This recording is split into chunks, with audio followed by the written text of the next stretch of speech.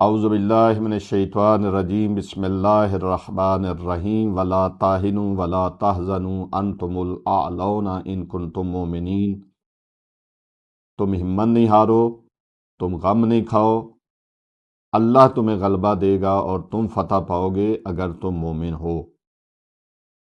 جنگ احد میں جہاں پہ بہت سارے سانحات ہوئے، ان میں سے ایک سانحہ یہ بھی ہوا کہ جناب امیر حمزہ جس سے کفار مکہ ڈرا کرتے تھے، ان کو شہید کر دیا گیا۔ ہند ابو سفیان کی زوجہ نے اپنے غلام وحشی کو کہا کہ اگر تم امیر حمزہ کو شہید کرو گے تو میں تمہیں آزاد کر دوں گی۔ اس نے پہاڑ کی ایک چٹان کے پیچھے چھپ کر ہاتھ لگا کے جناب امیر حمزہ کے پیٹ کے نیچے والے حصے میں نیزہ مارا، جس سے جناب امیر حمزہ شہید ہو گئے۔ اور وہ عمل کیا ابو سفیان کی زوجہ نے کہ جو شاید کافر بھی نہیں کرتے تھے۔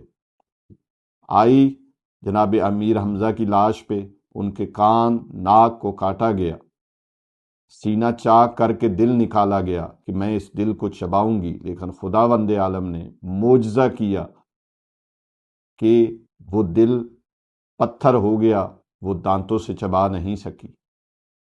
جناب صفیہ رسول خدا کی پھوپھی کو پتہ چلا، جناب زبیر بن عوام کو کہا گیا کہ آپ اپنی والدہ کو بھائی کی لاش پہ جانے سے منع کریں، لیکن انہوں نے بولا کہ مجھے پتہ ہے کہ میرے بھائی کے ساتھ کیا کیا گیا ہے، لیکن میں صبر کروں گی۔ وہ آئیں اور بھائی کا لاشا دیکھا اور انا للہ و انا الیہ راجعون پڑھ کے صبر عظیم کیا۔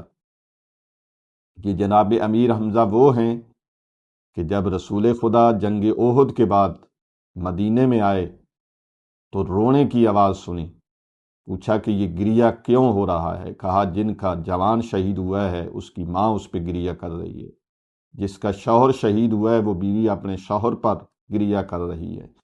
کہا کاش میرے چچا حمزہ کا بھی کوئی وارث ہوتا، میرے چچا حمزہ کی بھی کوئی اولاد ہوتی۔ تو صحابہ نے تمام اپنے گھر والوں کو کہا کہ حمزہ کا ماتم کریں۔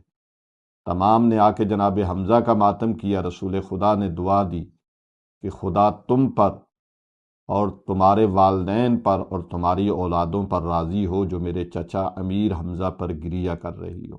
وآخر دعوانا ان الحمدللہ۔ ہماری گزارش ہے کہ ہمارے فیس بک، یوٹیوب اور انسٹاگرام کے تمام پیجز کو لائک کریں، شیئر کریں اور سبسکرائب کریں۔